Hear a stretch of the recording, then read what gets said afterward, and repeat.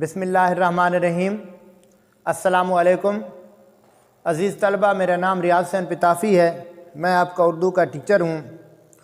आज हम 28 नवंबर बरोज़ हफ़्ता सबक चुगलखोर, मुसन्निफ़ का नाम शफ़ी अकील। आज हम इस सबक के मुकम्मल मश्की सवालात पढ़ेंगे और उसके साथ साथ होमवर्क भी होगा।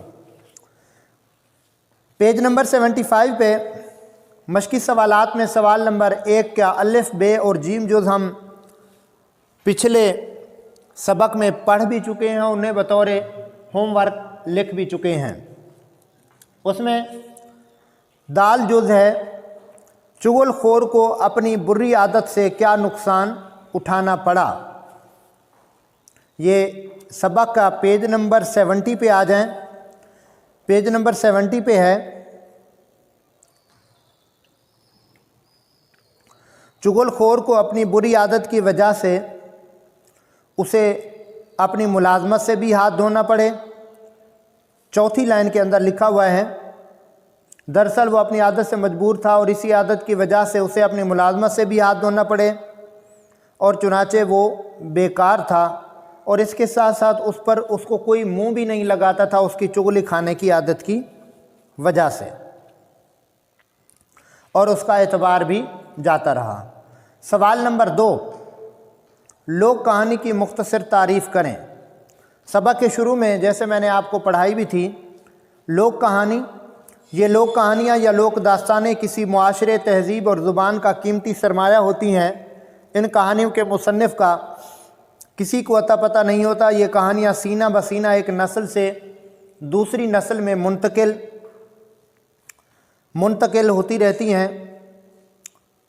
इनके ज़रिए से मोहब्बत, इसार, खुलूस, मुरव्वत, इत्तिहाद, दोस्ती और बहादुरी जैसी सिफ़ात मुआशरे में परवान चढ़ती हैं और नस्लों की किरदार साजी में अहम किरदार अदा करती हैं। उसके बाद सवाल नंबर 3, सबक चुगलखोर के मतन को सामने रखकर दुरुस्त जवाब पर निशान लगाएं। सबक चुगलखोर मुसन्निफ़ की किस किताब से माखूज़ है। माखूज़ मानी अख़ज़ किया गया। पंजाबी लोक दास्तानें। अलिफ नंबर 1, बेजुज़ चुगलखोर कहाँ रहता था। नंबर 1, गाँव में। जीम जुज़ अपने गाँव को छोड़कर चुगलखोर कहाँ पहुँचा। पहला जवाब, पहला हिस्सा, दूसरे गाँव। चुगलखोर कौन सा काम जानता था।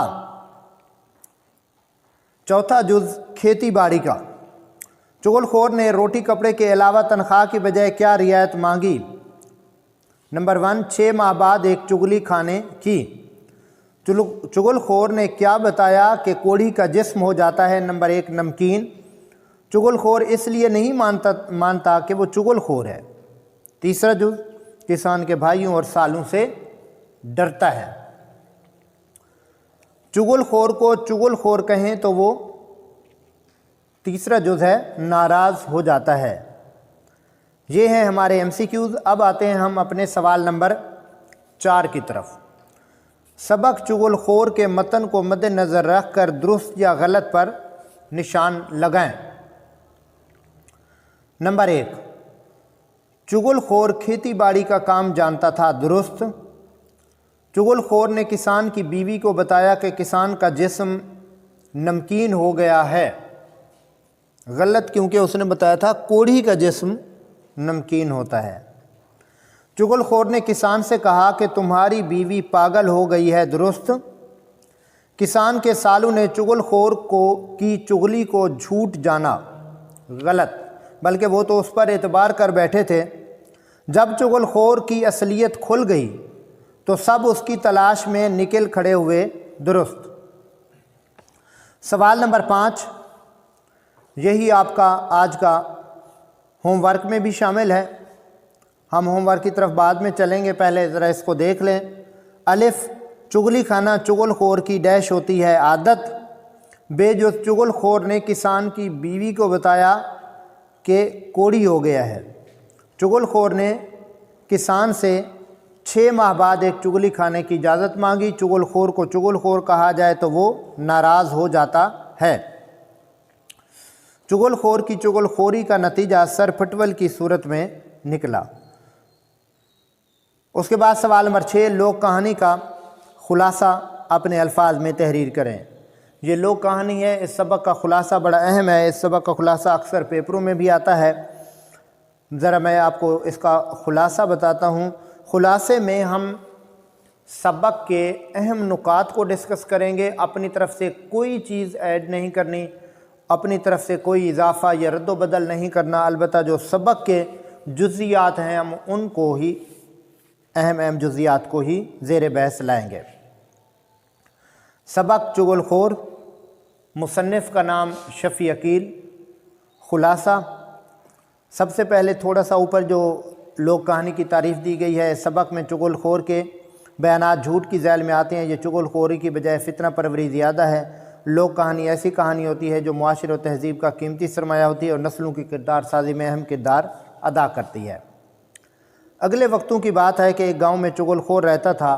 اس کی یہ عادت تھی، وہ ایک کی بات دوسرے سے کرتا۔ اسی عادت کی وجہ سے اسے اپنی ملازمت سے بھی ہاتھ دھونے پڑے، چنانچہ وہ بیکار تھا۔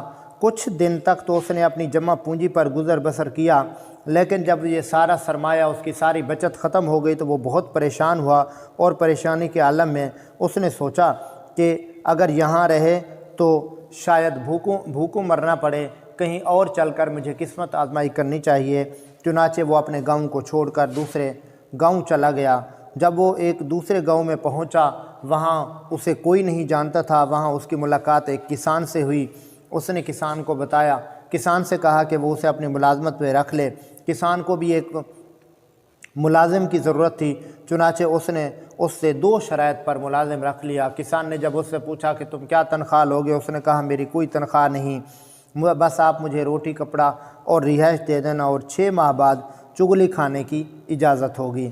تو کسان اس بات پر رضامند ہو گیا اور اس نے اپنے ہاں ملازم رکھ لیا۔ چنانچہ چغل خور کسان کے پاس ملازم ہو گیا۔ وہ کام بھی اسی کا کرتا تھا اور اسی کے گھر میں رہتا تھا۔ روزانہ صبح سویرے کام پر چلا جاتا اور شام کو کسان کے ساتھ ہی واپس آتا۔ اسی طرح بہت سارے دن گزر گئے۔ جب 6 ماہ گزر چکے تو چغل خور نے محسوس کیا کہ وہ اپنی اب چغلی کھانے والی عادت پر قابو نہیں پا سکتا، اور اس نے سوچا میرا حق بھی ہے، اب مجھے معاہدے کے مطابق میرے 6 ماہ گزر بھی چکے ہیں۔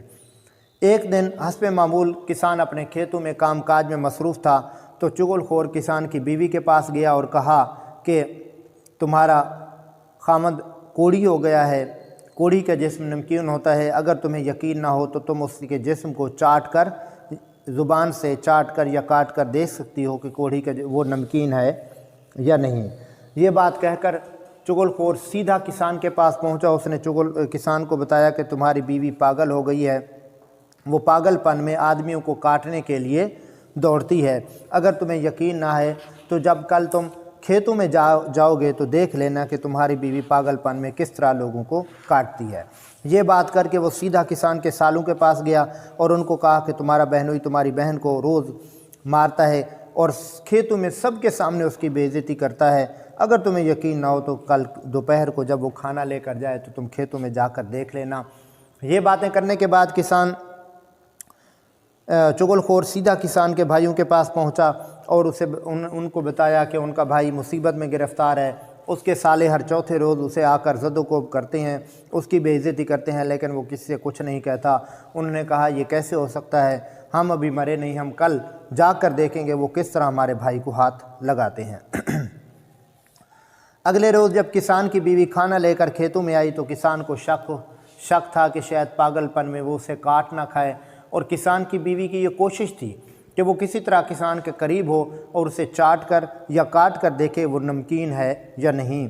جو ہی کسان کی بیوی تھوڑی سی آگے بڑھنے لگی تو کسان نے بغیر سوچے سمجھے جوتا اتار کر اس کی ٹھکائی شروع کر دی، اور قریبی کھیت میں چھپے ہوئے کسان کے سالے جب انہوں نے دیکھا کہ ان کی بہن کی پٹائی ہو رہی ہے تو وہ سارے للکارتے ہوئے آگے بڑھے اور کسان پر ٹوٹ پڑے، اور اس کے ساتھ ہی دوسرے کھیت میں چھپے ہوئے کسان کے بھائی بھی آ گئے۔ انہوں نے کہا نوکر نے ہمیں واقعی صحیح اطلاع دی تھی، اور انہیں جواب میں کسان کے سالوں کو للکارا، آج دیکھتے ہیں تم ہمارے بھائی کو کس طرح مارتے ہو۔ اس کے بعد وہ سارے ایک دوسرے پر پل پڑے، وہ لاٹھیاں چلیں کہ سب خون میں نہا گئے۔ آخر کار ارد گرد کام کرنے والے لوگ آئے، انہوں نے ایک دوسرے سے انہیں الگ کیا۔ جب وہ سارے کے سارے مل کر چغل خور کی تلاش میں جب ان کا غصہ قدرے ٹھنڈا ہوا تو پتہ چلا کہ یہ سب کچھ چغل خور کا کیا دھرا ہے، تب وہ سارے کے سارے مل کر چغل خور کی تلاش میں نکل پڑے۔ کہتے ہیں وہ دن اور آج کا دن چغل خور کا کہیں پتہ نہیں۔ اس لیے آج بھی کوئی چغل خور یہ نہیں مانتا کہ وہ چغل خور ہے، کیونکہ وہ جانتا ہے اگر اس نے یہ قبول کر لیا تو کسان، اس کے بھائی اور اس کے سالے اسے زندہ نہیں چھوڑیں گے۔ اس لیے چغل خور کو چغل خور کہیں تو وہ ناراض ہو جاتا ہے۔ اس کے بعد عزیز طلبہ سوال نمبر 7 ہے، محاورات اور الفاظ کو جملوں میں استعمال کریں۔ جملے تو نہیں آتے، البتہ ان کے میننگ لکھنے آنے چاہیے۔ تل ملانا، غصے کا اظہار کرنا، ادھم ہوا، آدھا مرا ہوا، ہلکان ہونا، بے ہوش ہونا، کانوں کان خبر نہ ہونا، بالکل پتہ نہ چل سکنا، شش و پنج میں مبتلا ہونا، پریشانی میں مبتلا ہونا، در در کی خاک چھاننا، ایک ایک کے پاس جانا، اور جملہ معترضہ۔ آج ہمارا جو ہوم ورک ہے وہ سوال نمبر 5 اور جملہ معترضہ ہے۔ آئیے ذرا مشقی سوالات میں سوال نمبر 5 کو پہلے دیکھیں کہ سبق کے متن کو مد نظر رکھتے ہوئے قوسین میں دیے گئے الفاظ میں سے درست الفاظ سے خالی جگہ پر کریں۔ چغلی خانہ چغل خور کی عادت ہوتی ہے۔ چغل خور نے کسان کی بیوی کو بتایا کہ وہ کوڑی ہو گیا ہے، اور چغل خور نے کسان سے 6 ماہ بعد چغلی کھانے کی اجازت مانگی تھی۔ اسی طرح چغل خور کو چغل خور کہا جائے تو وہ ناراض ہو جاتا ہے۔ چغل خور کی چغل خوری کا نتیجہ سرپھٹول کی صورت میں نکلا۔ اسی طرح آگے آتے ہیں جملہ معترضہ۔ یہ بھی آپ کا ہوم ورک ہے۔ ایسا لفظ یا جملہ ہوتا ہے جو وضاحت یا طنز کے لیے بولا جاتا ہے، اس کے ہونے یا نہ ہونے سے فرق نہیں پڑتا، البتہ اس کے نہ ہونے سے بات میں یک ہونا تشنگی کا احساس ہوتا ہے، یعنی ایسے پتہ چلتا ہے کہ بات تھوڑی ادھوری رہ گئی ہے۔ مثال غبار خاطر، مولانا ابوالکلام آزاد کے خطوط کا مجموعہ۔ یہ جملہ معترضہ ہے کا تازہ ایڈیشن مارکیٹ میں دستیاب ہے۔ بلال، پروفیسر فاروق کا بیٹا جماعت میں اول آیا ہے۔ عزیز طلبہ، مجھے امید ہے آج کا سبق آپ کو سمجھ آیا ہوگا۔ پھر بھی کوئی مسئلہ ہو تو فون پر یا واٹس ایپ پر آپ مجھ سے رابطہ کر سکتے ہیں۔ السلام علیکم ورحمۃ اللہ۔